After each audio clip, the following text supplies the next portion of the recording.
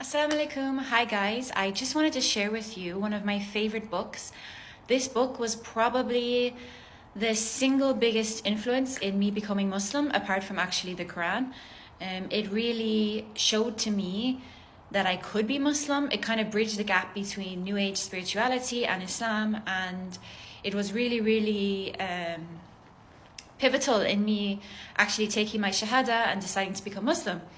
The book in question is called Secrets of Divine Love by A. Helwa, and it's a really incredible book.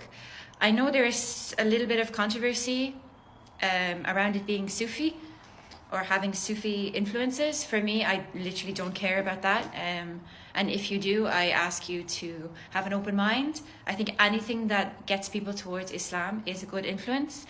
And especially for people like me who came from New Age spirituality and wanting to maintain an open mind, it was really incredible in bridging that gap for me. And it was the first time that I actually thought I could become Muslim.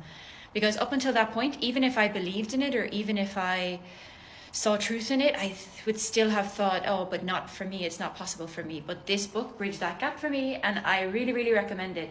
I was actually thinking of rereading it. If any of you guys are interested to join me, maybe I could discuss some of the chapters. I've really wanted to reread it for quite a while, so maybe I will do that. But yeah, just wanted to share that. I just want to read you guys a little snippet of the introduction so you can get a taster of what this book is like. So the mini title of this section is called I'm Not Good Enough. So the author writes, I felt like I hardly knew anything about Islam, and the voice of I'm not good enough started to dance in my mind like a billion butterflies, flapping in unison to the soundtrack of my anxiety.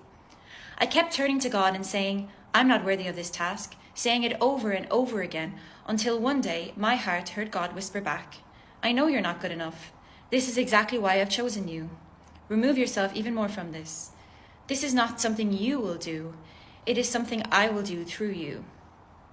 It suddenly became clear to me that the whole purpose of faith is not to be good enough before we begin on the path to God, but to come with all of our deficiencies to God, knowing that only He can fill in our gaps through His mercy.